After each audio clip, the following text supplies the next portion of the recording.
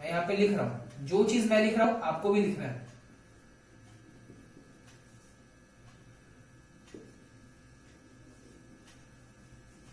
और ये एक प्लेटफॉर्म भी है। तो प्लेटफॉर्म मतलब तो रेलवे प्लेटफॉर्म सुना था हमने, क्या जावा नाम का कोई प्लेटफॉर्म भी है रेलवे? तो मैं बता दूं, यहाँ पे जब मैं प्लेटफॉर्म बोलता हूं तो प्लेटफॉर्म को मतलब यहाँ पे मैं मीन कर रहा हूं ऑपरेटिंग सिस्टम से। बिल्कुल ऐसे ही लिखना आपको, ठीक है, जैसे मैं बोल रहा हूँ। ऑपरेटिंग सिस्टम मतलब यहाँ पे प्लेटफॉर्म की बात हो रही है। तो जावा एक प्रोग्रामिंग लैंग्वेज भी है और एक प्लेटफॉर्म भी है। प्लेटफॉर्म का मतलब operating system, just like Windows, just like Linux, just like Mac OS, ठीक है। तो सर हम लोग को क्या पढ़ना है, जावा एज अ प्लेटफॉर्म कैसे काम करता है, ये जावा एज अ प्रोग्रामिंग लैंग्वेज कैसे काम करता है। तो मैं ये बता दूं कि आपके सिलेबस में सिर्फ जावा एज अ प्रोग्रामिंग लैंग्वेज है, जावा एज अ प्लेटफॉर्म आपके सिलेबस में नहीं है, ठीक है। पर आप ये जान के रखो कि जावा एक प्रोग्रामिंग लैंग्वेज भी है और जावा एक प्लेटफॉर्म भी है। अब ये जो प्रोग्रामिंग लैंग्वेज होते हैं ये क्या होते हैं वो तो मैं बताऊंगा आपको आगे, पर ये जो प्रोग्रामिंग लैंग्वेज होते हैं ये बेसिकली दो तरह के हो सकते हैं, हो तो और भी सकते हैं, आपके लिए मैं बता रहा हूं। एक होता है पीओपी, एक होता है ओओपी। पीओपी मतलब दो तरह के प्रोग्रामिंग लैंग्वेजेस होते हैं, एक होता है पीओपी, एक होता है ओओपी। पीओपी का मतलब होता है procedure oriented programming,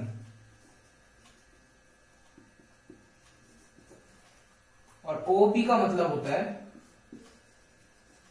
object oriented programming.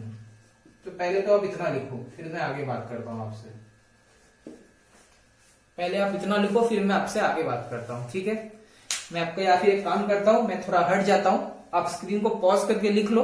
इस तरह से ही करना है, जिस चार्ट फॉर्मेट में मैं करूंगा उस फॉर्मेट में आपके कॉपी में भी होना चाहिए, ठीक है। तो बना लो, आई होप आपका बन गया है। इसके आगे बढ़ने से पहले एक छोटा सा डिस्क्लेमर कि आने वाले कम से कम 5-6 क्लास या जब तक मैं आपको ना बोलूं आपके मन में कोई भी सवाल नहीं आना चाहिए। सर पर अगर मेरे को लग रहा है कि यहाँ पे कुछ डाउट है तो वो डाउट जो आएगा वो सारा ऑटोमेटिकली आप खुद अपने आप का क्लियर कर दोगे, मेरी हेल्प नहीं लगेगी। इसके पीछे का ये रीजन है कि मैं अभी आपको एक लैंग्वेज पढ़ाना स्टार्ट करने वाला हूं, और आज अभी आने वाले जो 6-7 क्लासेस होंगे मैं आपको उस लैंग्वेज का एबीसीडी पढ़ाऊंगा। तो वो जो एबीसीडी होगा वो जो मैं बोल रहा हूं वही सही है और जो मैं गलत बोल रहा हूं वही गलत है। अगर मैं आपको बोलूं, अगर आप लोअर नर्सरी में पढ़ रहे हो और मैं अगर आपको बोलूं कि ये है ए, तो क्या आप मेरे से क्वेश्चन करोगे कि सर ये ए नहीं है तो बी होना चाहिए? मैंने बोल दिया ए, इसका मतलब ये ए है। मैंने बोल दिया ये बी है तो मतलब ये बी है, ठीक है। तो आपको ये क्वेश्चन नहीं करना है कि सर ऐसा क्यों, ऐसा। अपने आप को टाइम दोगे और मुझे भी टाइम दोगे चीजों को समझने का और समझाने का, ठीक। तो पहला, सबसे पहले हमने स्टार्ट किया कि सर हमारे सिलेबस में क्या है, पूरा 100 मार्क्स का एक ही चीज आएगा, जावा प्रोग्रामिंग। पूरा 100 मार्क्स का 9 में और 10 में क्या आएगा, जावा प्रोग्रामिंग। तो सबसे पहले हमें पता चला कि जावा प्रोग्रामिंग लैंग्वेज भी होता है और एक प्लेटफॉर्म भी होता है। प्लेटफॉर्म का मतलब क्या होता है, एक ऑपरेटिंग सिस्टम की बात हो रही है, ठीक है। प्रोग्रामिंग लैंग्वेज होते कई तरह के हैं, अगर मैं उसको ब्रॉडली क्लासीफाई करूं तो दो तरह के होते हैं। एक होता है प्रोसीडियर ओरिएंटेड प्रोग्रामिंग, एक होता है ऑब्जेक्ट ओरिएंटेड प्रोग्रामिंग, ठीक है। तो इसको आप करते हैं रन, इसको मैंने किया रन।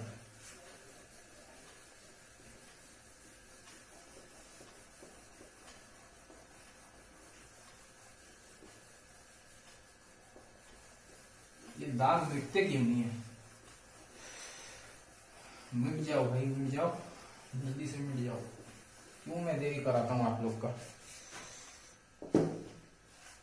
आपने एक टर्म यूज किया सर यहां पे, प्रोग्रामिंग लैंग्वेज।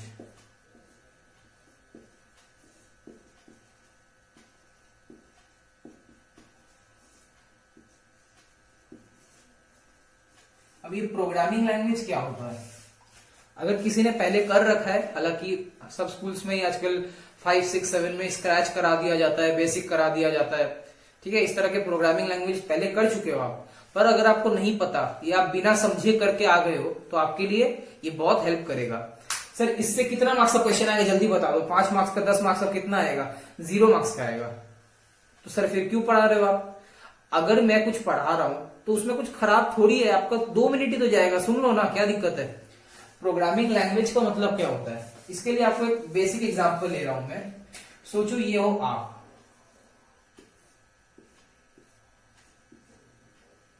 ये आपकी आंखें, ये आपके बाल, ये आपकी नाक, ये आपकी स्माइल, ठीक है? और ये आपका फ्रेंड, उसकी नाक, उसकी स्माइल, उसके बाल,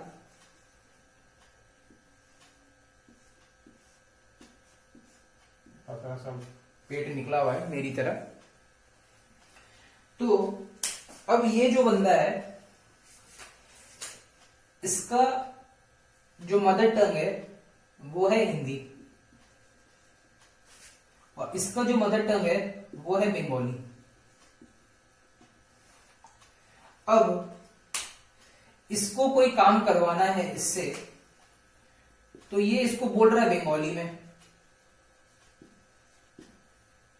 और इसको समझ में आ नहीं रहा है। या फिर मैं अगर बोलूं इसको कोई काम करवाना है इससे, तो ये बोल रहा है हिंदी में, इसको समझ में आ नहीं रहा है कि नहीं? तो इससे क्या हो रहा है, ये दोनों बहुत उदास है, देखो ये उदास हो गए, ये एकदम उदास हो गए।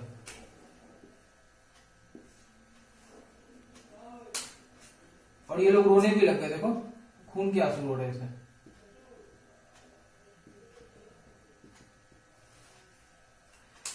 तब इन लोग के दिमाग में आया एक आइडिया,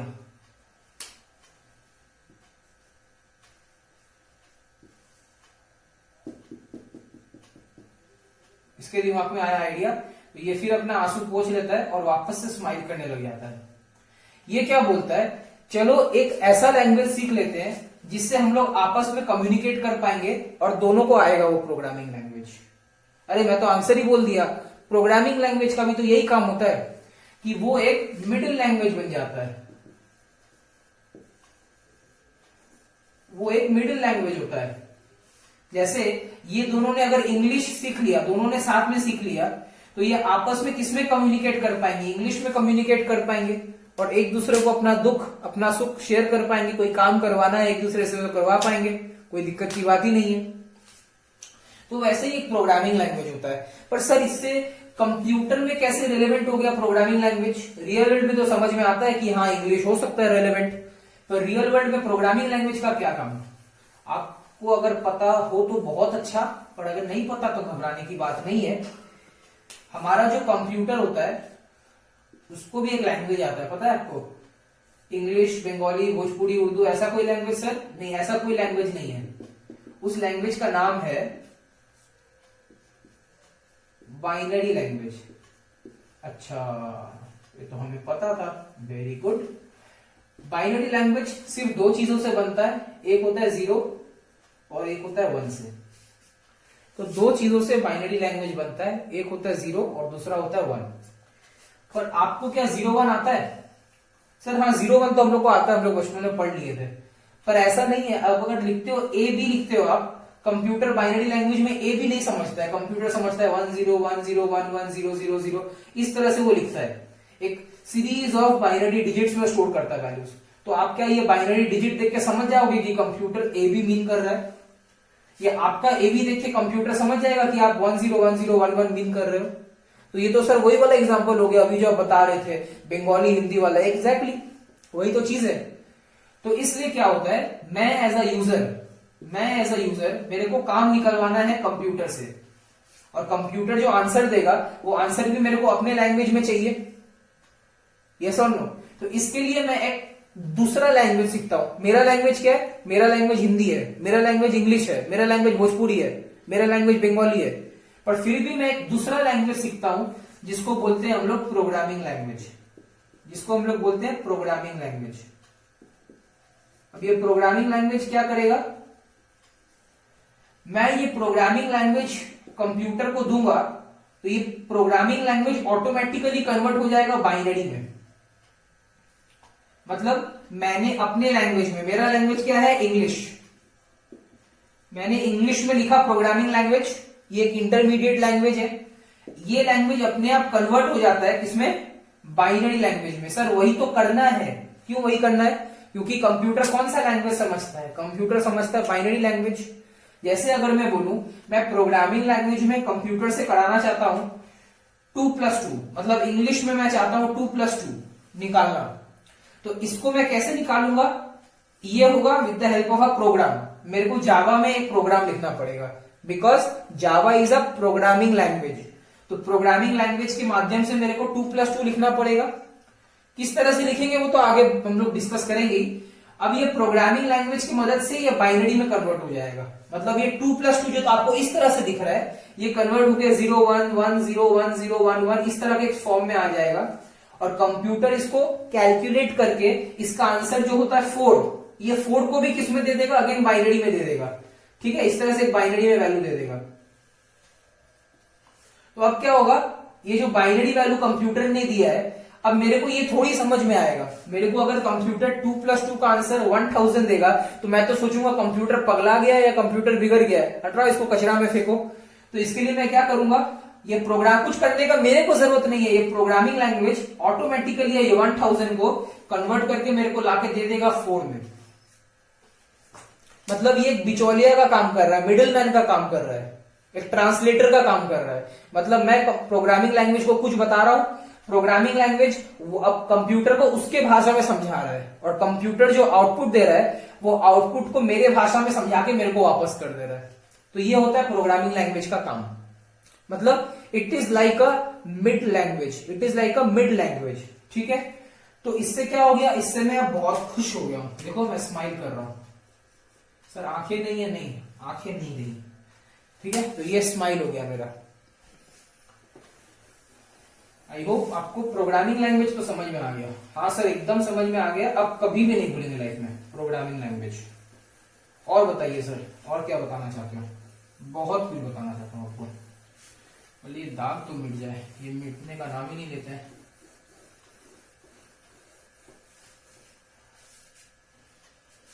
ठीक है, तो नेक्स्ट सर आपने प्रोग्रामिंग लैंग्वेज तो बता दिया, पर आपने कुछ ये भी बताया था कि ये जो प्रोग्रामिंग लैंग्वेज होते हैं, मैं शॉर्ट में लिख रहा हूं पीएल, ये 2 तरह के होते हैं। एक होता है पीओपी, एक होता है ओपी। पीओपी का मतलब होता है प्रोसीड्यूर ओरिएंटेड प्रोग्रामिंग,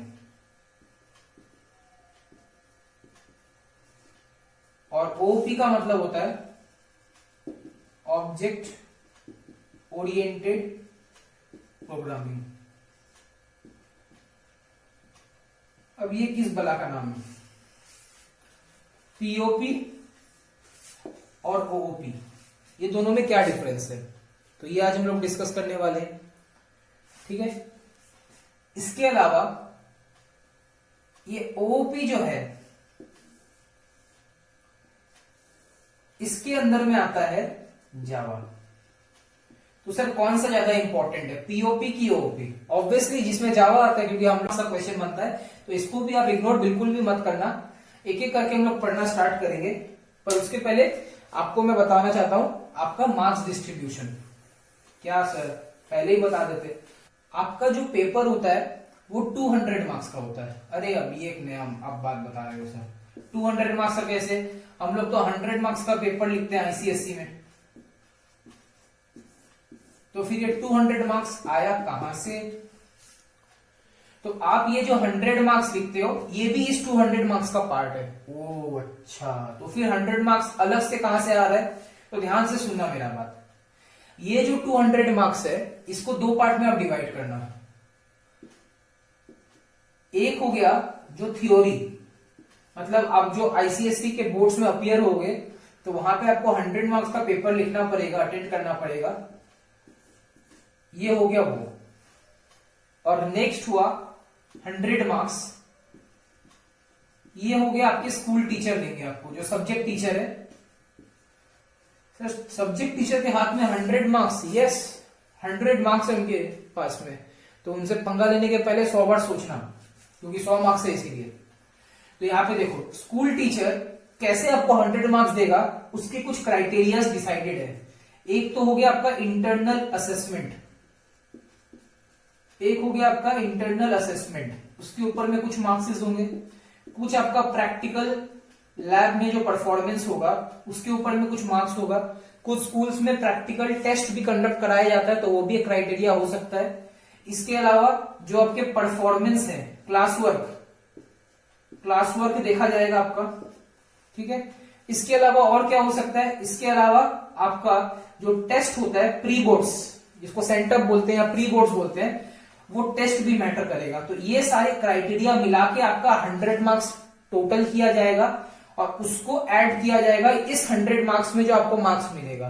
तो चलिए एक एग्जांपल लेते हैं। सोचिए आपको 100 में 100 ही मिलेगा, क्योंकि मैं इसके नीचे सोचता भी नहीं हूं इस पेपर में, पर आपके स्कूल टीचर ने आपको 90 भेज दिया, 100 में सिर्फ 90 भेजा आपके स्कूल से, तो आपके जो रिपोर्ट कार्ड में जो मार्क्स आएगा वो आएगा 95। सर ये 90 कैसे पता चलेगा, कभी नहीं पता चलेगा आपको, ठीक है। ये आपको कभी पता नहीं चलने वाला है, आपको सिर्फ ये पता चल पाएगा जब आप एग्जाम दोगे। आपको पता है कि आपको 100 में 100 मिलने वाला है, सर ऐसे पता चल जाता है, अरे 100% पता चल जाता है कि आपको 100 ही मिलने वाला है जब आप पेपर दोगे, ठीक है। तो 100 प्लस 90, तो ये कितना आ गया, 95 हुआ है। तो आपको रिपोर्ट कार्ड में सिर्फ 95 दिखेगा, ना 100 दिखेगा ना 90 दिखेगा, पर ये आपका इंटरनल इस तरह से काम होता है, वो मैंने आपको क्लियर कर दिया। अब बारी आता है हम लोग का पेपर का, कि पेपर क्या होगा।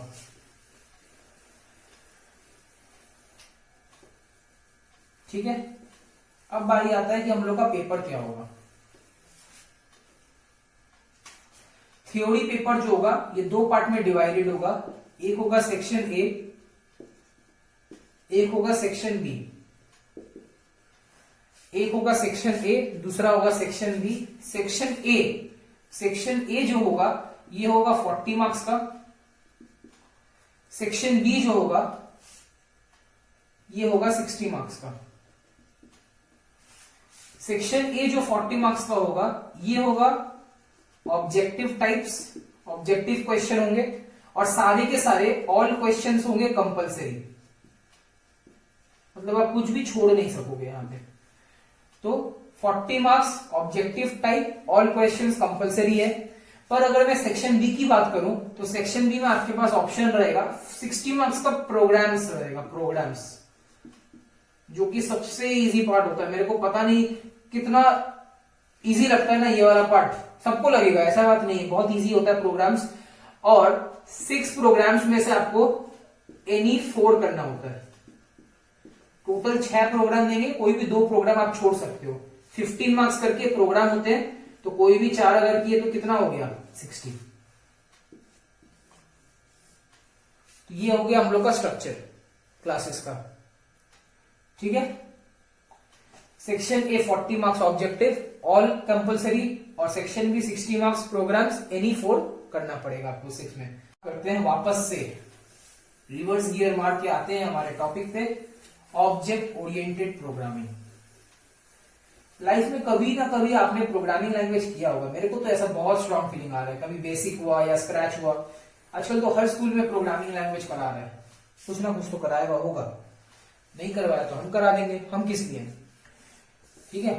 तो स्टार्ट करते हैं। तो लिखिएगा, क्वेश्चन लिखिएगा इस तरह से, question difference between POP and OOP. Difference between POP and OOP.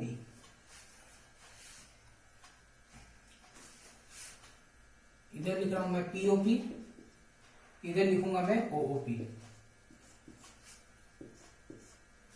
यहां पे आप ब्रैकेट में लिखोगे ICSC। जब भी मैं इस तरह से लिखाऊंगा ICSC, इसका मतलब ये बोर्ड में आया हुआ क्वेश्चन है, ठीक है। तो difference between POP and OOP, एक लाइन ड्रॉ करोगे,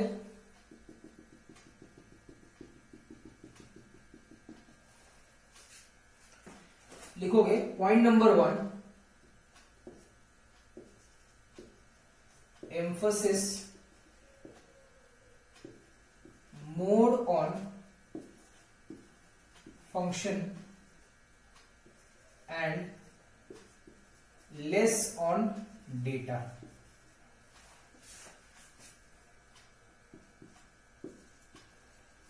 emphasis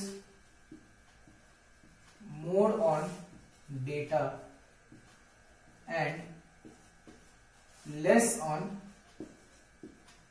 function. Next point,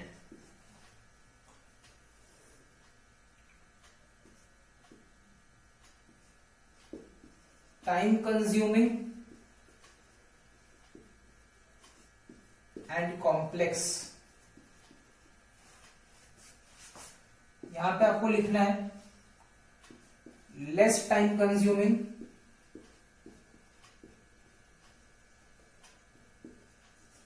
and simple.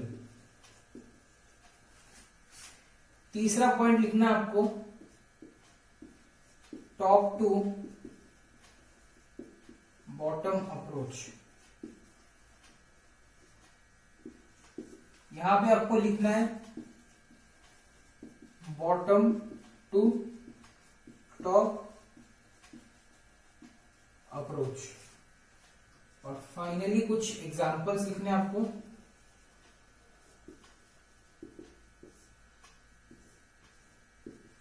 Cobble, Fortran,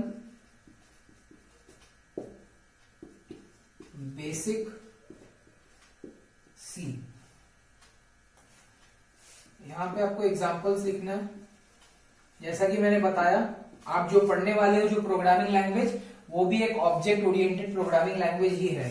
तो सबसे पहले आता है जावा, फिर आता है सी प्लस प्लस, फिर आता है रूबी, और फिर आता है सिमुला 67। सर एकदम दवाई का नाम लग रहा है, जैसा मेरे को भी ऐसा ही लगता है। सिमुला 67 ये भी एक प्रोग्रामिंग लैंग्वेज का नाम है। तो सबसे पहले एक काम करिए आप, बहुत अच्छा रहेगा, आप पॉज करिए स्क्रीन को, मैं हट जाता हूं, आप लिख लीजिए पूरा पॉइंट्स, उसके बाद में मैं डिस्कस करूंगा, ठीक है।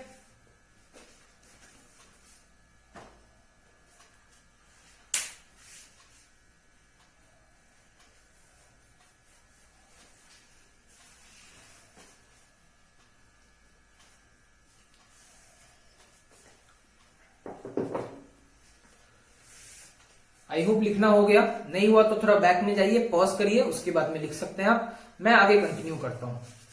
तो उसके लिए मेरे को क्या करना पड़ेगा, इसको पूरा रब कर देना पड़ेगा। तो सर आप समझाओगे कैसे? आपके कॉपी में तो पॉइंट्स लिखा है, आपको सिर्फ मेरा जो एक्सप्लेनेशन है उसको ध्यान से सुनना है, तो ऑटोमेटिकली आपको पॉइंट्स क्लियर हो जाएंगे।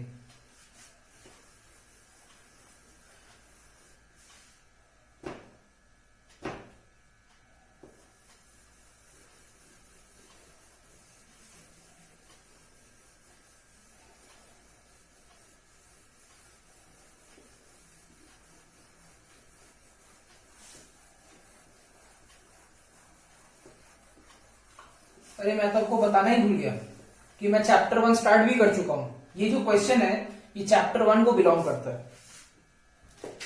तो कितने चैप्टर्स हैं वो भी पता चल जाएंगे। तो थोड़ा इंतजार कर लीजिए, इतना इंतजार किया है तो सुनिए, ये पीओपी जो है ना, ये हो गया ओल्ड, और ये ओपी जो हो गया ये हो गया न्यू।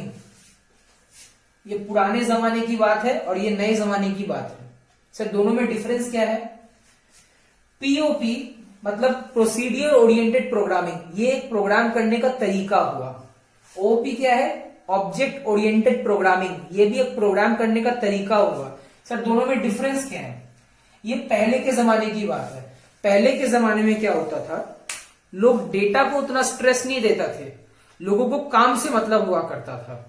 ठीक है, पहले क्या लगता था कि अच्छा मेरा काम हो जाए, इसके लिए मेरे को 2 पेज 3 पेज 4 पेज 100 पेज का प्रोग्राम भी लिखना होगा, मैं लिखने को राजी हूं, पर मेरा काम हो जाए बस, मेरा फंक्शन हो जाए बस। तो अभी मैंने क्या वर्ड यूज किया? मैंने काम की जगह कौन सा वर्ड यूज किया? फंक्शन। फंक्शन का मतलब होता है काम। मेरे को प्रोग्रामिंग मतलब कंप्यूटर में जो काम निकलवाना है उसको बोलेंगे फंक्शन। मेरे को 2+2 का आंसर 4 निकालना है, तो इसका मतलब मैं एक फंक्शन कराना चाहता हूं जिसका आंसर है 4। ठीक है, तो इसका मतलब क्या हुआ कि मेरे को कुछ भी पहले काम कराना होता था कंप्यूटर से, तो मेरे को पहले बहुत लिखना पड़ता था, पर उसका रिजल्ट क्या आता था? इतना सा डेटा इतना लगा दिए, फंक्शन छोटा सा, पर आज के दिन में, आज की अगर बात करूं तो आज के दिन में डेटा, मुकेश अंबानी की जय, आज क्या होता है 1.5 GB डेटा मिलता है तो उसके लिए हम लोग तरपते हैं कि अभी खत्म हो गया, 12:30 बजे आता है, आधे घंटे में खत्म हो जाता है, फिर वेट करते रहो, फिर अगले दिन 12:30 बजेगा, फिर हम लोग को डेटा मिलेगा। तो आज के दिन में लोग डेटा को लेके बहुत सेंसिटिव है, उन लोग थोड़े डेटा में बहुत ज्यादा फंक्शन चाहिए उन लोग को, फंक्शन मतलब काम। तो आपको भी जब भी मैं वर्ड यूज करूंगा ना, आपको भी मेरे साथ यूज करना है। अब से आप काम नहीं बोलोगे, आप बोलोगे फंक्शन। फंक्शन मतलब जो काम मैं कंप्यूटर से निकलवाना चाहता हूं।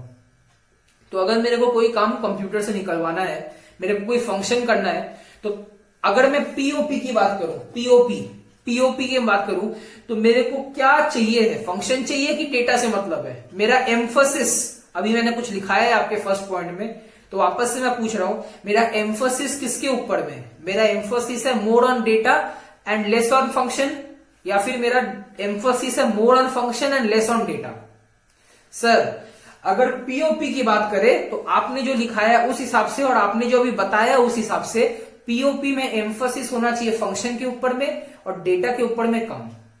और ओओपी की बात करें, मतलब आज के जमाने की बात करें, तो हमारा एम्फोसिस होना चाहिए डेटा के ऊपर में और फंक्शन के ऊपर में कम।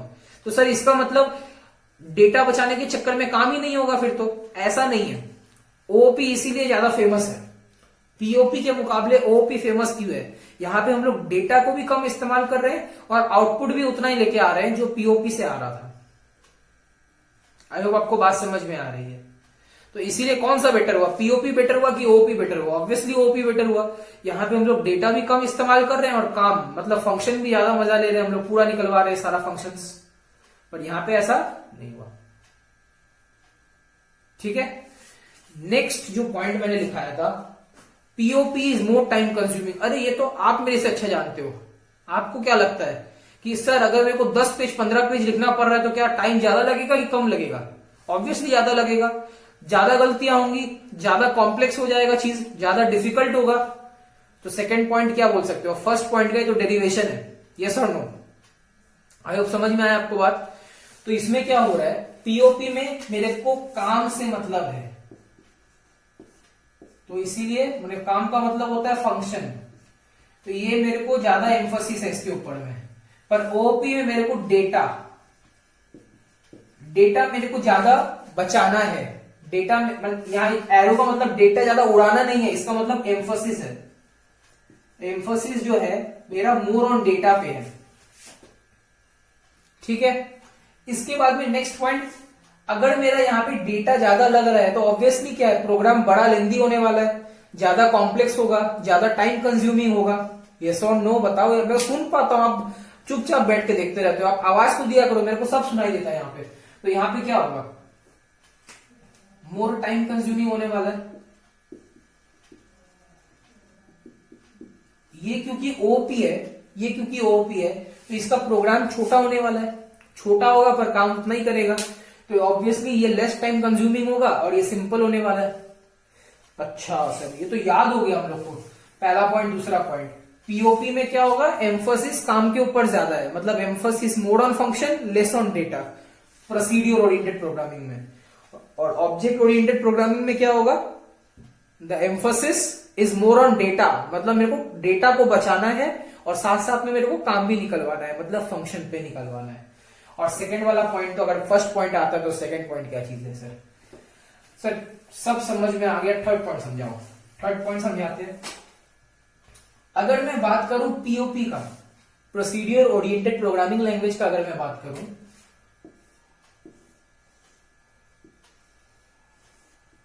तो यहां पे आपने प्रोग्राम की लाइंस लिखा, ये भी तो एक लैंग्वेज है, तो आपने लिखा। जब कंप्यूटर इसको एग्जीक्यूट करना स्टार्ट करता है, एग्जीक्यूट करने का मतलब क्या है, एक एक लाइन को वो अपनी लैंग्वेज में कन्वर्ट कर रहा है, बाइनरी लैंग्वेज में। तो पहला लाइन कन्वर्ट करेगा, फिर दूसरा लाइन, फिर तीसरा, फिर चौथा, फिर पांचवा, फिर छठा। तो हम लोग किस तरह से मूव कर रहे हैं पीओपी के केस में, top to bottom, top to bottom approach, मतलब एक एक लाइन करते करते हम लोग नीचे उतर रहे हैं। पर अगर मैं पूछ लूं आपसे कि बताओ तो फिर ओओपी क्या होगा, तो आप बता रहे हो क्या, सीधा प्रोग्राम चालू होते ही लास्ट लाइन में आ जाएगा और लास्ट लाइन से धीरे धीरे ऊपर जाएगा। उल्टा जाएगा। सर इससे आउटपुट में फर्क नहीं पड़ेगा, नहीं पड़ेगा। इस तरह से मैनेज किया जाता है कि आपका दोनों में आउटपुट सेम आएगा, मतलब आपका फंक्शन दोनों इक्वली काम कर रहा है, बस ये डेटा ज्यादा लेता है पीओपी और ये डेटा कम लेता है। पीओपी ज्यादा टाइम कंज्यूमिंग है क्योंकि आप ज्यादा डेटा प्रोवाइड कर रहे हो, ज्यादा कॉम्प्लेक्स है। ओओपी क्योंकि आप कम डेटा प्रोवाइड कर रहे हो इसलिए लेस टाइम कंज्यूमिंग है और आपका सिंपल प्रोग्राम है। और ये कैसे मूव करता है, बॉटम टू टॉप। अरे लगता है गलत एरो लग गया, सॉरी, बॉटम टू टॉप। ठीक है, तो 3 डिफरेंसेस हो गए, 3 डिफरेंस आप समझ सकते हो। लोग एग्जाम में एक डिफरेंस नहीं लिख पाते हैं। क्यों नहीं लिख पाते, मैं आपको इसका सीधा आंसर दे रहा हूं, क्योंकि लोग याद करने लग जाते हैं। लोग याद क्यों करते हैं मेरे को ये नहीं समझ में आता। ये पेपर को आपको सिर्फ इस पेपर में एक चीज ये याद रखनी है कि आपको कुछ याद नहीं करना है। जो भी मैं बताऊंगा रीजन के साथ बताऊंगा और हिंदी में बताऊंगा। आप इंग्लिश में मत घुस जाना, अरे यार इंग्लिश में लिखा हुआ है, सर हिंदी में बता रहे हैं। अगर आप हिंदी समझ लोगे तो ऑटोमेटिकली इंग्लिश लिख दोगे। फिर से एक बार रिवाइज करते हैं। पीओपी का मतलब सर क्या बोले थे, प्रोसीड्यूर ओरिएंटेड प्रोग्रामिंग। इसमें क्या होता है, हम लोग को काम से मतलब है, डेटा से मतलब नहीं है। डेटा जितना मर्जी दे सकते हैं, तो इसका मतलब मेरा एम्फोसिस है काम के ऊपर, पर काम का इंग्लिश वर्ड क्या है, फंक्शन। तो emphasis more on function and less on data. पर ओपी की बात करें तो मेरे को डेटा को बचाना है, मतलब मेरा ध्यान, मेरा एम्फोसिस किसके ऊपर होना चाहिए, डेटा के ऊपर में। तो ओपी के केस में क्या होगा, the emphasis is more on data and less on function. ठीक है, तो फर्स्ट वाला पॉइंट आ गया, तो बाकी सारे लाइन से आने वाले। तो पीओपी में क्या होगा, अगर मैं डेटा से मेरे को मतलब नहीं है, मैं जितना मर्जी डेटा दे सकता हूं, तो प्रोग्राम लेंदी हो जाएगा। पर लेंदी वर्ड नहीं था, क्या था, टाइम कंज्यूमिंग एंड कॉम्प्लेक्स। और अगर ओपी के केस में होगा तो less time consuming and simple. अगर मैं पीओपी की बात करूं तो ये टॉप टू बॉटम अप्रोच होगा, और अगर ओपी की बात करूं तो बॉटम टू टॉप अप्रोच होगा। ठीक है, और एग्जाम्पल्स वेरी इंपॉर्टेंट है। सर डिफरेंस में एग्जाम्पल्स का क्या काम, टीचर ने तो पूछा ही नहीं है, पर मैं आपको बता दूं कि आज से जब भी आप कोई डेफिनेशन दोगे या कोई डिफरेंस दोगे तो एग्जाम्पल मस्ट है। आपसे टीचर अगर बोल भी दे डोंट गिव एग्जाम्पल, तब भी आप गिफ्ट में देके आओगे कि नहीं आपको एग्जाम्पल देख तेरे को देखना ही पड़ेगा, एग्जाम्पल मैंने लिखा है, मेरे को आता है।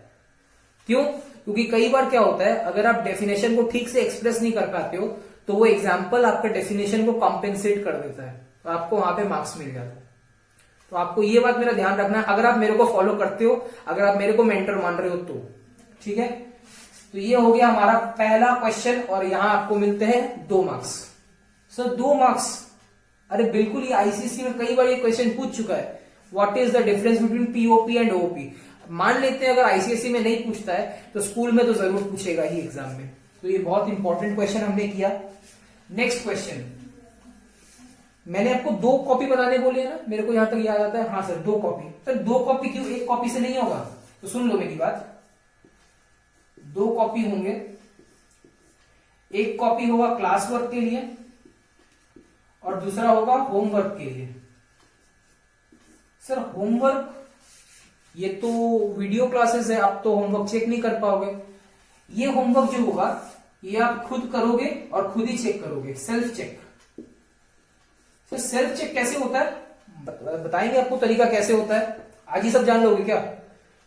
और क्लास वर्क मतलब जो भी चीज मैं आपसे करवाऊंगा अभी। ठीक है, तो 1 कॉपी में होगा क्लास वर्क और दूसरे वाले में होगा होमवर्क। मतलब आप जब भी वीडियो देखोगे आप सिर्फ तभी पढ़ाई करोगे कंप्यूटर एप्लीकेशंस, बाकी के टाइम आप पढ़ाई नहीं करोगे कंप्यूटर एप्लीकेशन, ऐसा थोड़ी होता है। ज्यादा नहीं बोलूंगा, वीक में 1 घंटा पढ़ लेना बस, वीडियो के अलावा वीक में 1 घंटा पढ़ना है। अरे 1 घंटा नहीं पढ़ सकते हो, 1 घंटा तो फोन में बात में लगा देते हो, फेसबुक में, व्हाट्सएप में, इंस्टाग्राम में, ये सब एकेडमी नाटी का कोई वीडियो देख के लगा देते हो, आप नहीं लगाते हो 1 घंटा। तो ये तो एक छोटा सा आपसे फेवर मांग रहा हूं कि होमवर्क आपको 1 घंटा करना है वीक में, कभी भी, आपका मर्जी। और सेल्फ चेक करने का तरीका मैं आपको बताऊंगा कैसे होता है। ज्यादा मेहनत नहीं है पेपर में, पता नहीं क्यों लोग थोड़ा सा भी मेहनत करने में डरते हैं और फिर मार्क्स नहीं आता है, और फिर बोलते हैं अरे हमको डर लगता है प्रोग्रामिंग से। डरने का क्या बात है। तो ये हो गया पीओपी और ओओपी के बीच का डिफरेंस। अब जो नेक्स्ट क्वेश्चन है, what is OOP. Sir OOP का मतलब होता है emphasis more on data less on function. तब ऐसे थोड़ी होता है, वो तो डिफरेंस बताया मैंने।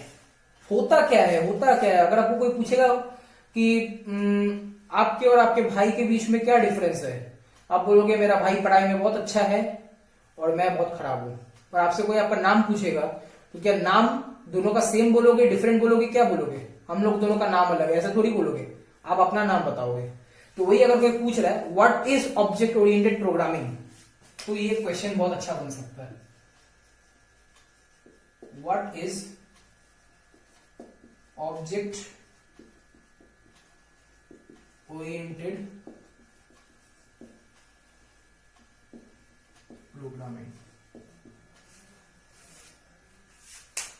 अगेन हमेशा की तरह मैं आपको बिल्कुल भी लैंग्वेज में घुसने नहीं बोलूंगा, आपको मैं कीवर्ड्स याद करने बोलूंगा। याद भी नहीं करना होगा, हो जाएगा यार, इतना बार बोलूंगा, इतना बार समझाऊंगा हिंदी में, ऑटोमेटिकली याद हो जाएगा एकदम। 3 चीज आपको याद रखना है जब भी आपसे कोई पूछे ऑब्जेक्ट ओरिएंटेड प्रोग्रामिंग क्या होता है। 3 चीज आपको याद रखना है।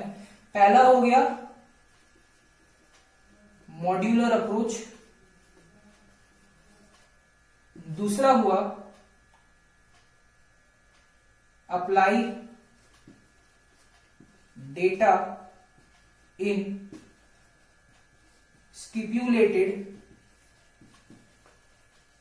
प्रोग्राम एरिया, और तीसरा हो गया रीयूजेबिलिटी फीचर। तो 3 चीजें मैंने यहां पे लिखी हैं। पहला हो गया मॉड्यूलर अप्रोच, दूसरा हो गया अप्लाई डेटा इन स्टिप्यूलेटेड प्रोग्राम एरिया। ये जो भी मैं डेफिनेशंस लिखा रहा हूं बुक के डेफिनेशंस ही है। मैंने जो बुक मैं फॉलो करता हूं स्टैंडर्ड बुक है, बहुत सारे स्कूल्स वो बुक फॉलो करते हैं और उसका ऑथर भी काफी रिनाउंड है, तो आप बिल्कुल ट्रस्ट कर सकते हो ये सारे वर्ड्स पे। स्टिप्यूलेटेड, रीयूजेबिलिटी और मॉड्यूलर। स्टिप्यूलेटेड का मतलब होता है डिमांडेड। आपको बिल्कुल भी गूगल करने का जरूरत नहीं है, या डिक्शनरी तो आजकल कोई यूज करता ही नहीं है, सब फेंक दिए डिक्शनरी, गूगल में आ गया सब। तो इसका मीनिंग मैंने बता दिया, डिमांडेड। ठीक है, अगर कोई इसके जगह डिमांडेड लिखना चाहे, लग रहा है बहुत भारी हो गया आज, हजम नहीं हो पाएगा, तो डिमांडेड। ये 3 चीज आप लिखो, उसके बाद में आगे समझाता हूं। आप पॉज कर लो, बेटर होगा आप ये पॉज करके लिख लो और उसके बाद में फिर कंटिन्यू करो। तो देखिए मॉड्यूलर वर्ड पहले तोड़ते हैं। मॉड्यूलर वर्ड जो आया है, ये आया है एक स्पेशल वर्ड से जिसका नाम है मॉड्यूल। सुंदर सुना लग रहा है। मॉड्यूल का मतलब होता है स्मॉल पार्ट्स।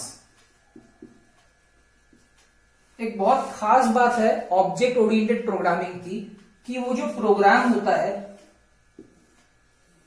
वो प्रोग्राम को तोड़ देता है सेवरल स्मॉल पार्ट्स में। ऑब्जेक्ट ओरिएंटेड प्रोग्रामिंग में एक बड़े से प्रोग्राम को छोटे छोटे सब प्रोग्राम्स में डिवाइड कर दिया जाता है। सब प्रोग्राम 1, सब प्रोग्राम 2, सब प्रोग्राम 3, सब प्रोग्राम 4। ये प्रोग्राम्स क्या होते हैं? प्रोग्राम्स का मतलब होता है प्रोग्रामिंग लैंग्वेज को मैं जो लिख रहा हूं, ये जो प्रोग्रामिंग लैंग्वेज मैंने लिखा। अब जैसे आप ऐसे लिख रहे हो, आपने ऐसे लिखा, ये सोचो आपका ऐसे है, तो इसको मैं क्या बोलूंगा? ये क्या है? ये आर्ट है, मतलब एक इंग्लिश लैंग्वेज का ये एक आर्ट है। वैसे अगर आप कोई प्रोग्रामिंग लैंग्वेज लिखते हो तो उसको बोला जाता है प्रोग्राम लिखा है आपने एक प्रोग्राम लिखा है। ठीक है, तो एक प्रोग्राम को ये डिवाइड कर देता है सेवरल सब प्रोग्राम्स में। ठीक है, जैसे अगर मैं बताऊं एक प्रोग्राम जो इसका काम है, मतलब जिसका फंक्शन है कैलकुलेशन करना, अगर मैं पीओपी करता तो ऐसा कोई डिवीजन नहीं होता, एक स्ट्रेट प्रोग्राम में काम हो जाता। पर जब भी मैं ओओपी करूंगा, ओओपी क्या फॉलो करता है? ओओपी फॉलो करता है मॉड्यूलर अप्रोच। सर क्या approach? Modular approach. Modular approach का मतलब होता है कि मैं पूरे प्रोग्राम को सब पार्ट्स में डिवाइड कर दूंगा ताकि दोनों सब अलग अलग लगे। जैसे सब पार्ट 1 का काम होगा एडिशन, सब पार्ट 2 का काम होगा सब्ट्रैक्शन, सब पार्ट 3 का काम होगा डिवीजन, सब पार्ट 4 का काम होगा एवरेज। सबका अलग अलग काम कर दिया। ठीक है, नेक्स्ट अप्लाई डेटा इन स्टिप्यूलेटेड प्रोग्राम एरिया। जैसे कि मैंने बताया था, emphasis is more on data and less on function. तो ये कब पॉसिबल होगा? अगर मैं पहले से डिसाइड कर लूं कि इस महीने का मैं खर्चा करूंगा 2000 रुपया, घर से पॉकेट मनी मिला है 3000 रुपया, पर मैं खर्चा करूंगा 2000 रुपया। तो कोशिश करते करते करते करते हो सकता है 2100 रुपया खर्चा हो जाए, या हो सकता है 2000 के पहले ही खर्चा बंद हो जाए, 2000 में पूरा काम हो जाए महीने का। तो ये मेरा क्या हो गया, ये मेरा डिमांडेड पॉकेट मनी हो गया, ये मेरा डिमांडेड पॉकेट मनी हो गया। अब क्या हो सकता है, अगर मैं कोई ऐसा लिमिट नहीं लगाऊं, मैं कोई भी लिमिट नहीं लगा रहा हूं, तो ऐसा भी हो सकता है खर्चा करते करते 3500 रुपया खर्चा हो गया। सर 3000 का पॉकेट मनी मिला, 3500 का खर्चा कैसे हो सकता है, लोन ले लिया दोस्त से। वैसे ही क्या होता है, अगर मेरे को डेटा सेव करना है तो पहले से मेरे को एक प्रोग्राम का साइज डिसाइड कर लेना पड़ता है, ठीक है, कि मेरे को इस रीजन के अंदर अंदर डेटा प्रोवाइड करना है। मतलब मैंने सोचा कि अगर मेरे को 2 जीबी का एक फाइल क्रिएट करना है तो वो 2 जीबी का फाइल ही क्रिएट होगा। तो वो कौन हेल्प करता है, ऑब्जेक्ट ओरिएंटेड प्रोग्रामिंग। कई चीजें ऐसे भी होंगी जो ऑफ ट्रैक में बात कर रहा हूं, हो सकता है कि गलत आपको लगे, पर वो आपको समझाने के लिए और ये डेफिनेशन आपको उतर जाए इसीलिए है, ठीक है। तो इसका मतलब क्या हुआ, अप्लाई डेटा इन डिमांडेड प्रोग्राम एरिया, मतलब मेरा जितना डिमांड है प्रोग्राम एरिया का उसी के अंदर में मैं डेटा को पूरा फिट कर दूंगा। आई होप आपको ये बात समझ में आया। मतलब जो डेटा होगा उसको हम लोग प्रोग्राम एरिया में फिक्स कर दिए। फाइनली जो आता है reusability feature. Reusability feature is the most important thing in object oriented programming. इसके बिना ऑब्जेक्ट ओरिएंटेड प्रोग्रामिंग इज जल बिन मछली सॉरी ठीक है, जल बिन मछली। तो रीयूजेबिलिटी फीचर कैसे काम करता है इसी एग्जांपल में समझ में आ जाएगा। जैसे अगर मेरे को एवरेज निकालना है 2 नंबर्स का, तो क्या करूंगा, यूजर से मैं लूंगा A, यूजर से मैं लूंगा B, ठीक है, फिर ये दोनों को मैं ऐड करूंगा और फिर मैं इसको डिवाइड करूंगा 2 से, तब जाके मेरा एवरेज निकलेगा। हाँ सर ये तो होता है ऐसे ही। मैं अगर तुमको बोलूं एडिशन में A और B यूजर ने दिया होगा और एडिशन में A प्लस B हुआ है। डिवीजन का काम क्या होता है, 2 वैल्यूज को आपस में डिवाइड करना, लाइक X और Y। तो क्यों ना ये A और B का वैल्यू को मैं इधर ले आऊं, अलग से वापस से इस प्रोग्राम में मैं A और B का वैल्यू नहीं मांगू। सर क्या ऐसा हो सकता है, अरे ऐसा ही होता है जावा में। रीयूजेबिलिटी फीचर के मदद से एक सब प्रोग्राम में यूजर ने जो वैल्यू दिया है उस वैल्यू को मैं दूसरे सब प्रोग्राम में बुला लेता हूं। मतलब A प्लस B, सोचो A का वैल्यू यूजर ने दिया है यहां पे 5 और B का वैल्यू यूजर ने दिया 10। तो क्या सर आप ये 15 को एवरेज प्रोग्राम में लेके आ सकते हो? Yes, I can do this.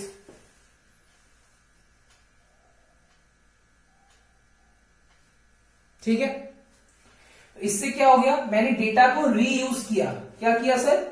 Reuse. तो रीयूज करने की वजह से क्या मेरे को दोबारा यूजर से डेटा मांगना पड़ा?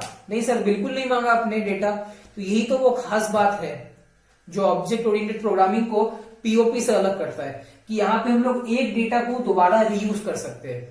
दोबारा नया डेटा यूजर से मांगने का कोई यहां पे जरूरत नहीं है हम लोग को। This is reusability feature. तो क्या ऐसा बोल सकते हैं कि because of reusability feature the emphasis is more on data and less on function? बिल्कुल बोल सकते हो। तो अगर अब आपको एग्जाम में कोई पूछ ले, या सोचो आज आप घर से निकलते हो, रास्ते पे आपको एक छोटा बच्चा आपको देख के हंस रहा है, आप बोलते हो कि तुम इतना मुस्कुरा क्यों रहे? तो बोलेगा अगर आप मेरे से बड़े हो तो आप मेरे को बताओ कि what is object oriented programming. तो उसको आप क्या बोलोगे? बोलोगे object oriented programming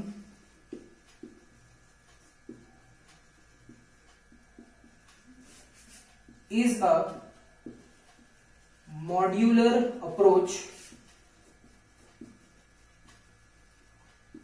which allows data to be applied in a stipulated program area. It has reusability feature, hence emphasis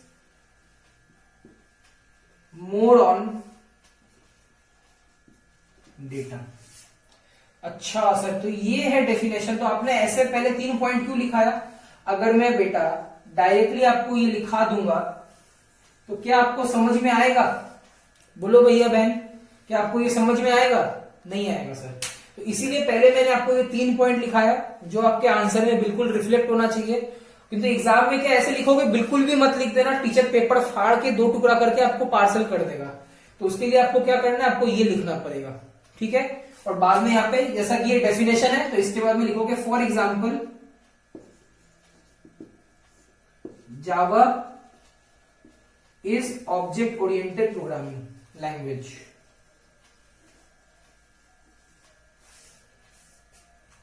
तो वापस आप एक काम करो, आप स्क्रीन को पॉज करो और ये कॉपी कर लो, उसके बाद हम लोग नेक्स्ट टॉपिक में जाएंगे।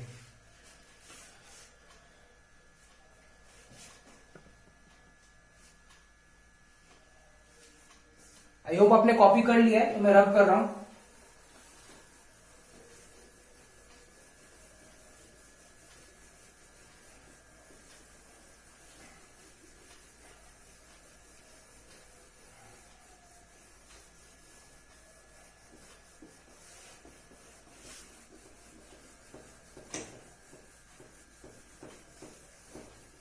ये मिटता क्यों नहीं है?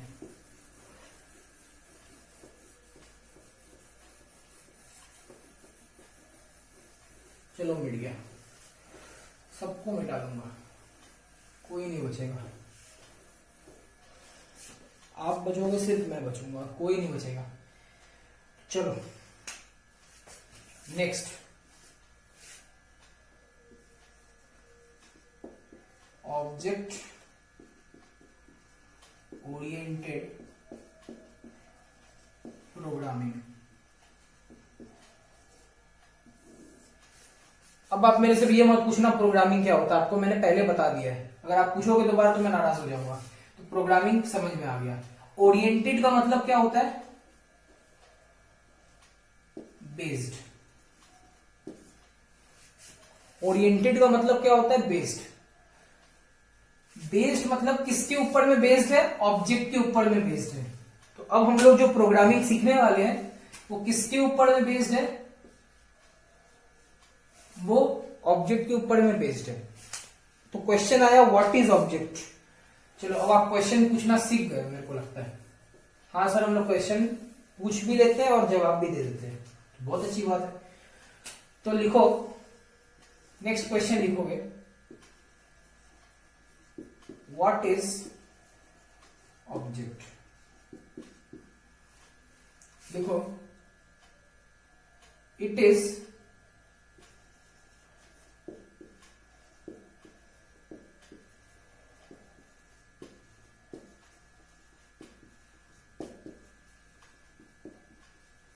having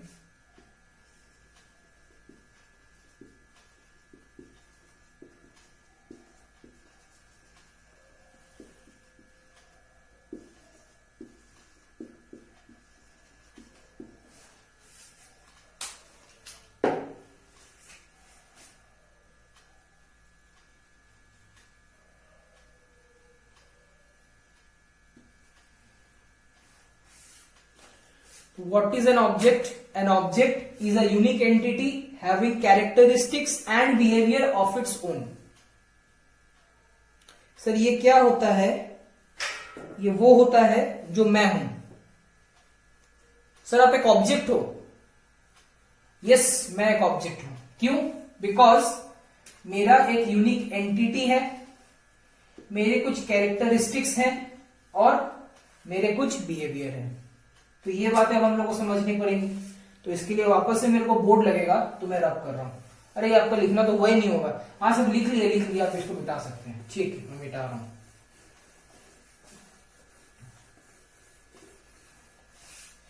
अब आप ध्यान से मेरी बात सुनना। मैंने अभी क्या लिखाया? Object is a unique entity. पहले आपको वर्ड समझना पड़ेगा, एंटिटी का मतलब क्या होता है। एंटिटी का मतलब कोई भी चीज जिसका फिजिकल एग्जिस्टेंस हो। फिजिकल एग्जिस्टेंस का मतलब जैसे ये मार्कर। अब ये मार्कर क्या है? ये फिजिकली एग्जिस्ट करता है, मतलब मैं इसको टच कर सकता हूं, मैं इसको फील कर सकता हूं, मैं इसको देख सकता हूं। सर मैं खुद एक ऑब्जेक्ट हूं, मैं खुद एक आइटम हूं। कैसे? मैं बोल सकता हूं, आप मेरे को देख सकते हो, मेरे को कोई टच कर सकता है, मेरे को फील कर सकता है, इसका मतलब मैं एक ऑब्जेक्ट हूं। ठीक है। अच्छा, मैं फील कैसे कर पाएगा मेरे को कोई टच क्यों कर पाएगा? Because I have characteristics. Characteristics का मतलब होता है कंपोनेंट्स, मतलब वो चीजें जो बनाती हैं ऑब्जेक्ट को। जैसे अगर मैं ये मार्कर की बात करूं तो ये मार्कर का कंपोनेंट क्या क्या दिख रहा है? एक तो ये आपको निब दिख रहा है, यहाँ पे ये पेन का ये बॉडी दिख रहा है, ये कैप दिख रहा है, तो ये सारी क्या है? कंपोनेंट्स है इस मार्कर के। अगर मैं अपनी बात करूं, ये आंखें, ये नाक, ये हाथ, ये बॉडी, पूरा क्या है? ये पूरा मेरा कंपोनेंट्स है। पर कंपोनेंट्स वर्ड हम लोग यूज नहीं करते इस चैप्टर में, हम लोग वर्ड यूज करते हैं कैरेक्टरिस्टिक्स। कैरेक्टरिस्टिक्स का मतलब होता है वो चीज जो फिजिकली एग्जिस्ट करने में हेल्प कर रही है उस ऑब्जेक्ट को। ठीक है। अगर मैं इस कैमरे की बात करूं तो ये कैमरा का ये जो बॉडी है, ये जो लेंस है, ये सारे क्या है? कैरेक्टरिस्टिक्स है, जिसके वजह से ये कैमरा क्या बन गया था? एक एंटिटी। अच्छा, ऐसा है क्या? तो यूनिक का मतलब क्या होता है ये बताइए। यूनिक का मतलब होता है कि मैं उसको डिफरेंशिएट कर पा रहा हूं। बिल्कुल। क्या ये मार्कर, ये भी तो एक ऑब्जेक्ट है, और मैं एक ह्यूमन बॉडी, क्या मैं भी एक ऑब्जेक्ट हूं? बिल्कुल। तो क्या आप ये दोनों को डिफरेंशिएट कर पा रहे हो? बिल्कुल कर रहे हैं। तो मतलब यूनिक एंटिटी का मतलब होता है एक ऐसा एंटिटी जिसको हम लोग इजीली डिफरेंशिएट कर सकते हैं, उसको हम लोग बोलते हैं यूनिक एंटिटी।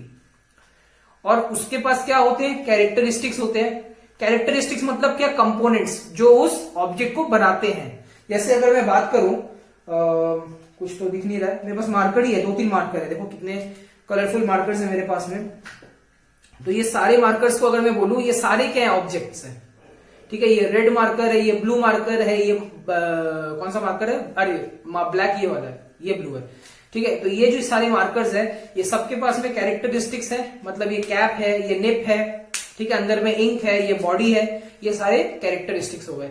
सर समझ में आ गया। ऑब्जेक्ट का मतलब होता है एक यूनिक एंटिटी। यूनिक एंटिटी क्यों? क्योंकि वो फिजिकली एग्जिस्ट करता है, उसको मैं टच कर सकता हूं, उसको मैं फील कर सकता हूं, उसको मैं देख सकता हूं, और उसके कुछ कैरेक्टरिस्टिक्स जरूर होंगे। कैरेक्टरिस्टिक्स मतलब कंपोनेंट्स जो उस ऑब्जेक्ट को बनाते हैं। और इसके अलावा एक और चीज आपने बोला था सर, क्या बोला था? बिहेवियर बोला था। करेक्ट।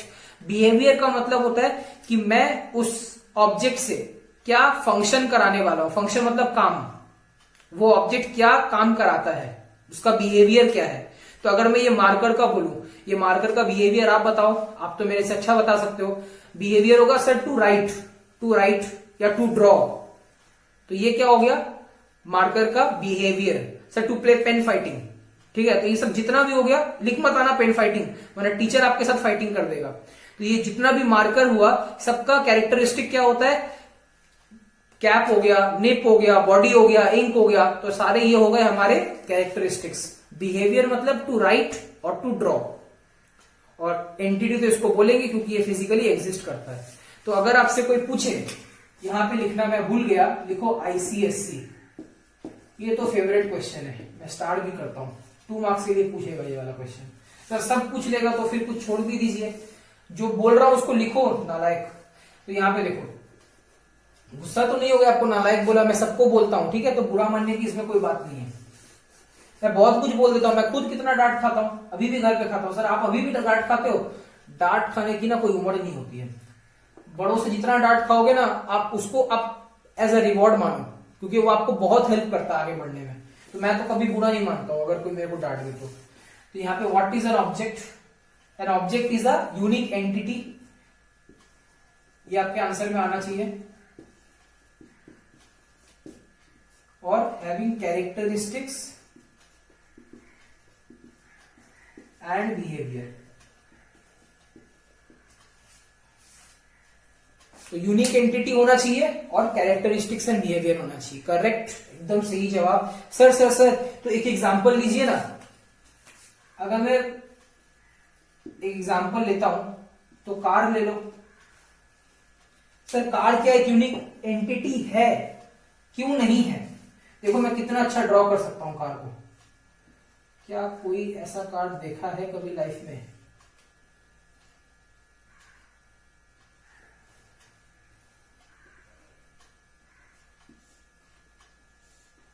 होता है ऐसा कार, आने वाले टाइम में ऐसा कार भी मिलेगा आपको। तो ये जो कार है ये कार में आप देख सकते हो कि यहाँ पे स्टीयरिंग है, यहाँ पे आपको व्हील्स दिख रहे हैं, ये जो बॉडी है उसका, ये पीछे जो डिक्की है, ये सारे क्या हो गए, ये सारे हो गए कैरेक्टरिस्टिक्स। अगर मैं बिहेवियर की बात करूं तो बिहेवियर क्या हो सकता है, देखो यहाँ पे आप बैठे हो, ठीक है, तो ये जो सीट है, ये सीट में आप बैठे हो, तो मैं बोल सकता हूं इसका बिहेवियर क्या है, टू सिट। अब ये गाड़ी को आप चलाओगे भी, ये रोड पे चल रहा है, देखो गाड़ी कितना अच्छा चल रहा है, तो इसको हम लोग बोल सकते हैं टू ड्राइव, टू एक्सीडेंट। लिख के मत आ जाना, मैं मजाक कर देता हूं, कभी कभी गलती हो जाता है, कोई लोग सीरियस भी ले लेता है। सर एग्जाम में आया question, what is the behaviour of car, लिख के आ गए टू एक्सीडेंट, तो ऐसे थोड़ी होगा। तो यहाँ पे देखो टू सिट, टू ड्राइव, तो ये हो गया बिहेवियर ऑफ कार। आपसे पूछता हूं, बताना क्या सनलाइट एक ऑब्जेक्ट है? हाँ सर, हाँ सर, हाँ सर, एक जन वहां से चिल्लाया, मेरे को आवाज आ रही है, हाँ सर सनलाइट भी ऑब्जेक्ट है। कैसे? क्या वो एंटिटी है? नहीं सर, एंटिटी मतलब तो आप बोले थे फिजिकली एग्जिस्ट करना चाहिए, फिजिकल एग्जिस्टेंस। तो क्या सनलाइट फिजिकली एग्जिस्ट करता है? क्या आप उसको पकड़ के जेब में रख सकते हो? तो अगर ये फिजिकली एग्जिस्ट नहीं करता है तो सनलाइट ऑब्जेक्ट भी नहीं है। ऑब्जेक्ट को पहचानने का सीधा तरीका है, कोई भी चीज जो फिजिकली एग्जिस्ट करता है, दुनिया में कोई भी चीज हो, आप, मैं, ठीक है, आपके टीचर, आपकी किताबें, हर चीज ऑब्जेक्ट है। हम लोग ऑब्जेक्ट से घिरे हुए हैं, ठीक है।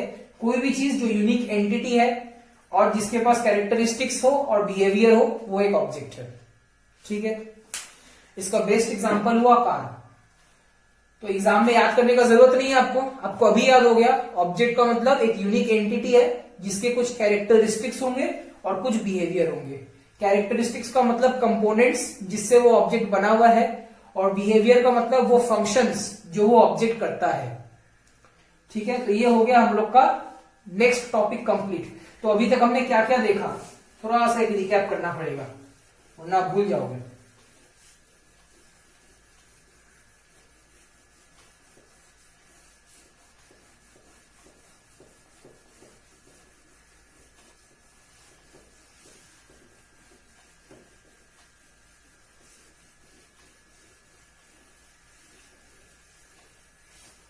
सबको मिटा दिया मैंने।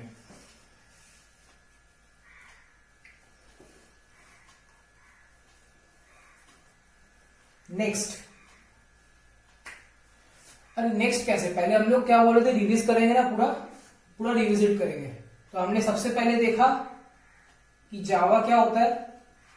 जावा एक प्लेटफॉर्म भी होता है एज वेल एज एक प्रोग्रामिंग लैंग्वेज भी होता है। मैं पीएल लिख रहा हूं शॉर्ट में। फिर हमने वहां से, हम लोग प्लेटफॉर्म तो हम लोग के सिलेबस में है नहीं, पीएल जरूर है। तो फिर हमने देखा पीएल दो तरह के होते हैं, एक होता है पीओपी होता है, एक होता है ओपी होता है। इसके बाद हमने ये डिस्कस नहीं किया, उसके बाद हमने पीएल डिस्कस कर लिया कि पीएल का काम क्या होता है प्रोग्रामिंग लैंग्वेज का। फिर हमने देखा पीओपी वर्सेस ओपी की बात करते हैं हमने कि वो डिफरेंस क्या होता है। फिर वहां से हम लोग गए, फिर हम लोग आए ओपी क्या होता है, और उसके बाद फाइनली हमने देखा ऑब्जेक्ट क्या होता है। सर इतना ज्यादा पढ़ा दिया हमने एक दिन में? अरे कुछ नहीं पढ़ा हमने। यहां से अगर मैं बोलूं आपको कि एग्जाम में क्या आने वाला है, तो एग्जाम में 2 क्वेश्चन बनते हैं, यहां से 3 क्वेश्चन बनते हैं, एक ये और एक ये। डबल स्टार मतलब बहुत ज्यादा इंपॉर्टेंट हो जाता है। सर 3 क्वेश्चन आ रहे, तो ये सब में टाइम वेस्ट क्यों किया? तो क्या मैं डायरेक्ट आता तो व्हाट इज एन ऑब्जेक्ट में लिखता, क्या आपको समझ में आता? आप बताओ। अब मेरे से ऐसे बात ना किया करो, फिर मेरे को बहुत दुख होता है आप ऐसे बात करते हो। तो मेरे को डांटना मत आप कभी। इसीलिए मैंने सबसे पहले यहां से स्टार्ट किया, फिर मैंने यहां, फिर यहां, उसके बाद में धीरे धीरे करके बढ़ रहे हैं आगे। धीरे धीरे बढ़ोगे तो जल्दी पहुंचोगे आप, बिकॉज आपने तो सुना ही होगा the slow and steady wins the race. तो हमने 3 टॉपिक किया है जो एग्जाम पर्सपेक्टिव से बहुत इंपॉर्टेंट है। सर ये चैप्टर से क्वेश्चन कहां पे आएगा? सिर्फ सेक्शन ए में मिलेगा आपको। तो सेक्शन बी में क्वेश्चन, हाँ सेक्शन बी में क्या आता है? प्रोग्राम्स आता है। इस चैप्टर में कोई प्रोग्राम नहीं है, सिर्फ थ्योरी है। सर अगर थ्योरी है तो आप हम लोग को याद करने दो, आप सीधा प्रोग्रामिंग कराना स्टार्ट करो। ये गलती अगर आप कर दिए तो समझो आप फिर कभी भी 100 में 100 स्कोर नहीं कर सकते हो। आज तक जितने भी स्टूडेंट्स ने मेरे 100 में 100 स्कोर किया है, उनका ये चैप्टर में बहुत अच्छा कंट्रोल है। क्यों? क्योंकि उन्होंने याद नहीं किया है, उन्होंने चैप्टर के कॉन्सेप्ट्स को लर्न किया है। क्योंकि आने वाले जितने भी मैं क्लासेस में प्रोग्रामिंग कराऊंगा, मैं हर प्रोग्रामिंग में आपको दिखाऊंगा कैसे अप्लाई होता है ये सारे कॉन्सेप्ट्स। ये सारे कॉन्सेप्ट्स आपको अप्लाई होंगे प्रोग्राम में। और टीचर क्या गलती कर रहा है, आपके स्कूल का हो या आपके कहीं पे भी आप पढ़े हो पहले, आपका क्या गलती कर रहा है टीचर, आपको ये चैप्टर को होमवर्क दे देता है कि आप लर्न कर लीजिए। तो ये गलती अगर आपके टीचर आपको बोलते हैं फिर भी आपको नहीं करना है, आपको गाइड करना है अपने फ्रेंड्स को कि ये वाला वीडियो जरूर देखे। इससे क्या होगा, उनका दिमाग खुलेगा और वो लर्न नहीं करेंगे, वो खुद से आंसर लिख पाएंगे। सर खुद से लिखेंगे तो मार्क्स काट देता है टीचर। अगर आपको पता है कि ऑब्जेक्ट का मतलब होता है यूनिक एंटिटी होता है, क्यों यूनिक एंटिटी होता है अगर आपको पता है, तो आप क्यों लिख के आओगे? आप क्या कुछ और लिख के आओगे? आप क्या गाना लिख के आओगे? नहीं लिख के आओगे ना। तो फिर आपको वही चीज लिखना है जो बुक में दिया हुआ है, पर समझ के लिखना है, याद करके नहीं लिखना है। ठीक है। सेक्शन ए में जनरली 4 क्वेश्चन होते हैं, question 1, question 2, question 3 and question 4। तो ये क्वेश्चन 1 या क्वेश्चन 2 में थ्योरी क्वेश्चंस पूछा जाता है, व्हाट इज या डिफाइन, ठीक है, तो या डिफरेंस या नेम द फॉलोइंग। तो जनरली क्वेश्चन 1 या क्वेश्चन 2 में 2 to 4 मार्क्स का इस चैप्टर से क्वेश्चन आएगा। सर 100 में सिर्फ 2 to 4 मार्क्स का, तो ये 2 to 4 मार्क्स की वजह से तो 100 रह जाता है ना। आप ये भी तो सोचो, आप जो आज कॉस्ट कर रहे हो, आज जो भी आप मेरे को कॉस्ट दे रहे हो, पे कर रहे हो, मेरा कॉस्ट है, मैं बिल्कुल चार्ज कोशिश करता हूं कम से कम चार्ज रखूं, ज्यादा नहीं रखना चाहता हूं, पर ऑफ कोर्स मैं अपना टाइम स्पेंड करता हूं। ये गला बताते बताते बैठ जाता है तो फिर इसका मरम्मत कराना पड़ता है डॉक्टर के पास जाके, तो उसका कॉस्ट ले रहा हूं। ये मार्कर इंक, उससे ज्यादा कॉस्ट मैं बिल्कुल भी आपसे नहीं ले रहा हूं। तो उसको आप एक काम करना, डिवाइड करना 100 से, जो आंसर आएगा वो हो गया आपका 1 मार्क्स का वैल्यू। मतलब आप 1 मार्क्स भी अगर कम लेके आते हो अपने पेपर में, तो इसका मतलब आपने इतने रुपए आपने वेस्ट कर दिए पापा का। तो अगर आप 1 रुपया भी वेस्ट नहीं करना चाहते हो, तो आपको पहले दिन से सोचना है कि आपको 100 में 100 ही लेके आना है, आपको इससे ज्यादा और कुछ भी नहीं सोचना है। ठीक है। बहुत ज्ञान दे दिया सर, बहुत मॉरल साइंस हो गया। अगर कंप्यूटर पढ़ाना है तो बताओ, बदमाश। आपको ये ज्ञान लगता है? ठीक है, मैं आपसे ज्ञान नहीं दूंगा आपको, सिर्फ पढ़ाऊंगा। और मैं जो भी बोलता हूं काम का बात ही बोलता हूं। ठीक, नेक्स्ट टॉपिक लिखो आप। Next question,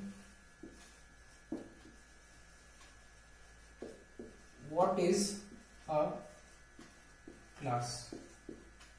again ICSC. अब जो भी मैं लिखाऊंगा ना सारा आईसीएससी में आया हुआ है, क्योंकि ये चैप्टर एग्जामिनर का फेवरेट है। यहां से 2 to 4 मार्क्स का हर साल एक क्वेश्चन उठाता है और आपके पेपर में ड्रॉप कर देता है। ठीक है।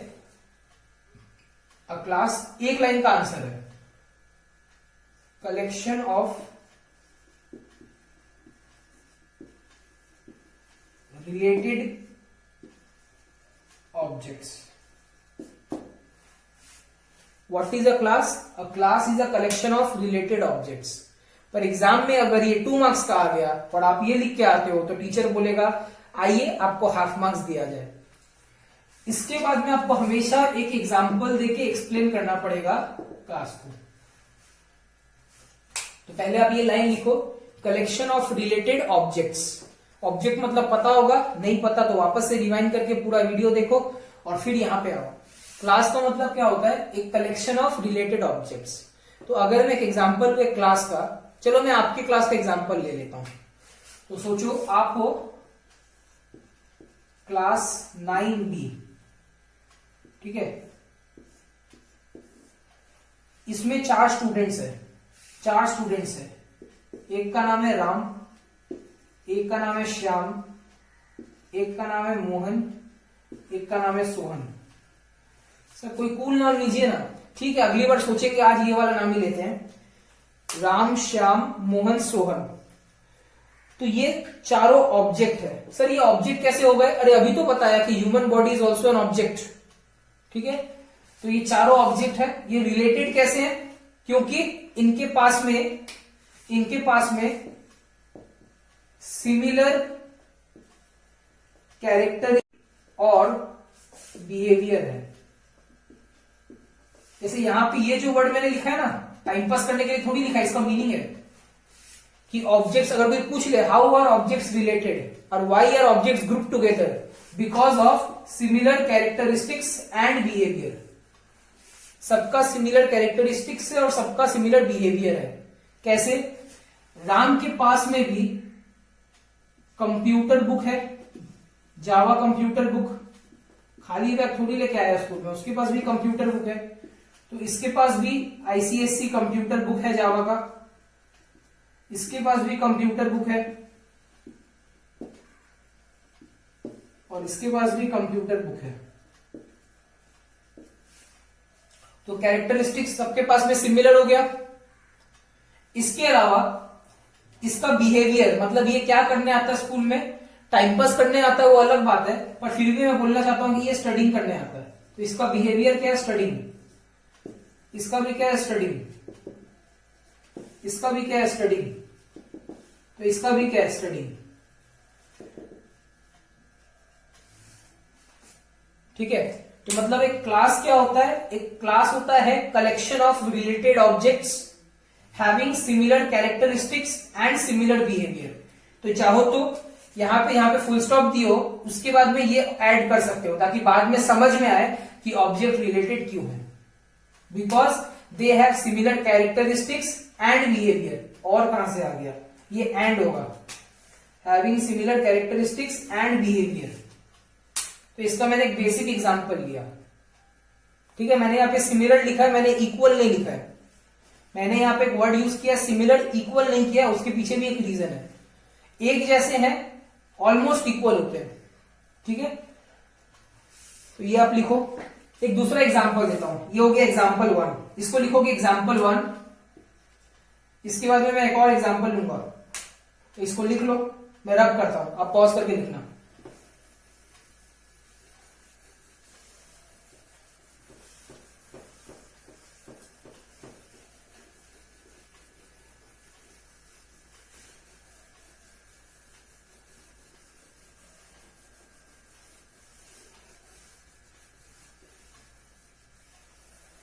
सबको मिटा दिया मैंने।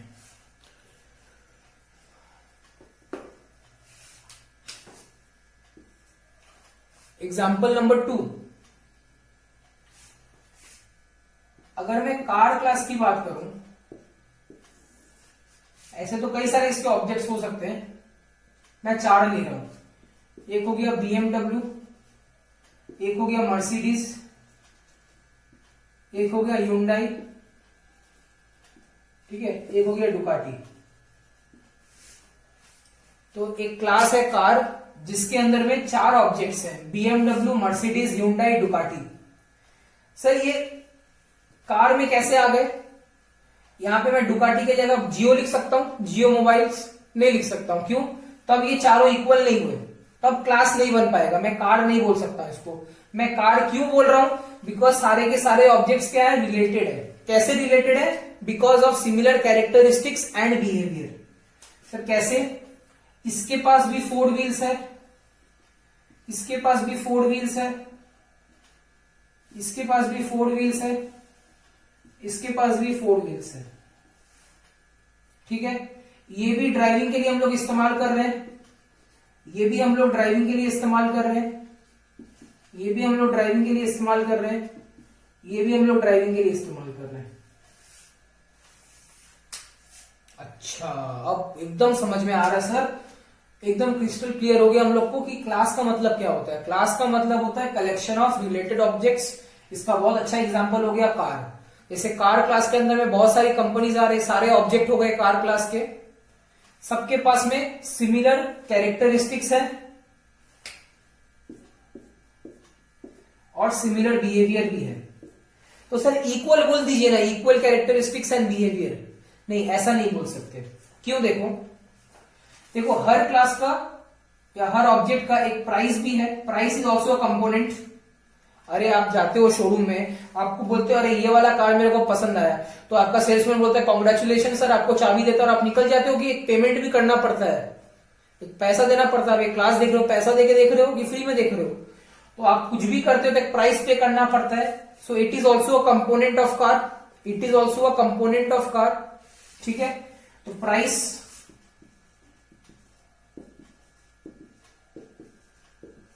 मतलब कैरेक्टरिस्टिक सबका सेम है, पर अगर हम प्राइस का वैल्यू बताओ, प्राइस के अंदर का वैल्यू हो सकता है। अच्छा मेरे को बताना, खुद बताना, दिल पे हाथ रखो और बताओ, क्या सर मैं BMW, मर्सिडीज, ह्यूंडई और डुकाटी का वैल्यू सेम रखूंगा कि डिफरेंट रखूंगा? ऑब्वियसली डिफरेंट रखूंगा, सेम कैसे हो सकता है? तो इसका प्राइस X होगा, इसका Y होगा, इसका Z होगा, इसका Z के बाद तो चाहता नहीं, चल A ले लेते हैं, ठीक है। तो अलग अलग प्राइस होगा, प्राइस सबका होगा, तो मतलब सिमिलर कैरेक्टरिस्टिक्स है, पर ये वैल्यूज जो है कैरेक्टरिस्टिक्स के अंदर का वैल्यू ये डिफरेंट होता है। कैरेक्टरिस्टिक्स के अंदर का वैल्यू है ये डिफरेंट होगा। अच्छा तो सर क्या ये इसके साथ भी मैच खा रहा है, 4 व्हील्स के साथ में? बिल्कुल।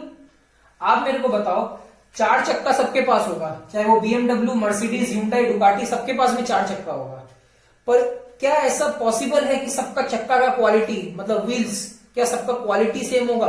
क्या सबका थिकनेस सेम होगा? क्या सबका जो रगड़नेस होता है, मतलब जो टफनेस होता है, क्या वो सेम होगा? नहीं होगा। व्हील सबके पास में है, प्राइस सबका है, पर अंदर का वैल्यू डिफर है। तो ये जो डिफर है इसको बोला जाता है attribute. What is an attribute? Features which make objects distinct। अगर कट जा रहा है तो मैं जो बोल रहा हूं आप वो सुन के लिख सकते हो, ठीक है। अगर आपका ये नीचे का नहीं दिख रहा आपको तो आप वो लिख सकते हो, क्योंकि जगह नहीं था तो मेरे को नीचे लिखना पड़ गया। तो एट्रीब्यूट क्या होता है? एट्रीब्यूट का मतलब होता है फीचर्स जो ऑब्जेक्ट को आपस में डिस्टिंक्ट बनाते हैं, मतलब थोड़ा सा अलग लगे देखने में। जैसे BMW और मर्सिडीज अलग कैसे लग रहा है? प्राइस फैक्टर की वजह से, ठीक है। व्हील्स उसके पास भी है, स्टीयरिंग उसके पास भी है, पर क्या उसके पास में नहीं है? Same wheels, same price. तो ये क्या होता है? एट्रीब्यूट, ठीक है। सर क्या ये इंपॉर्टेंट है? एकदम भी इंपॉर्टेंट नहीं है। आपके लिए क्या इंपॉर्टेंट है? What is class.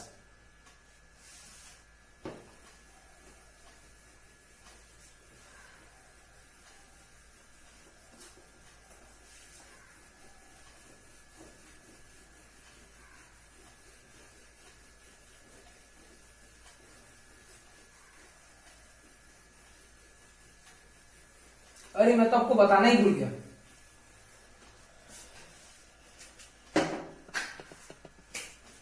हम लोग को पढ़ना है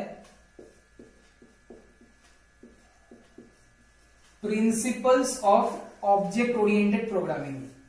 स्पेलिंग देख लो प्रिंसिपल का, PAL नहीं है, PLE है, मतलब कॉन्सेप्ट्स, कि ऑब्जेक्ट ओरिएंटेड प्रोग्रामिंग में क्या क्या कॉन्सेप्ट्स आते हैं। तो principles of object oriented programming, exam में क्वेश्चन पूछेगा आपसे, name 2 principles of object oriented programming. तो आपको क्या क्या लिख के आना है? एक होता है ऑब्जेक्ट, सर ये तो करा दिया आपने। एक होता है क्लास, सर आप बोल रहे थे भूल गए, आपने तो करा दिया है। अरे आगे तो देख लो। इसके बाद में आता है एब्स्ट्रैक्शन, इसके बाद में आता है एब्स्ट्रैक्शन, इसके बाद में आता है एनकैप्सुलेशन, इसके बाद में आता है इनहेरिटेंस, और इसके बाद में आता है पॉलीमॉर्फिज्म। तो पहले आप ये लिख लो, object, class, abstraction, encapsulation, inheritance और पॉलीमॉर्फिज्म। तो ये जो टॉपिक्स है हम लोग कवर करेंगे नेक्स्ट क्लास में।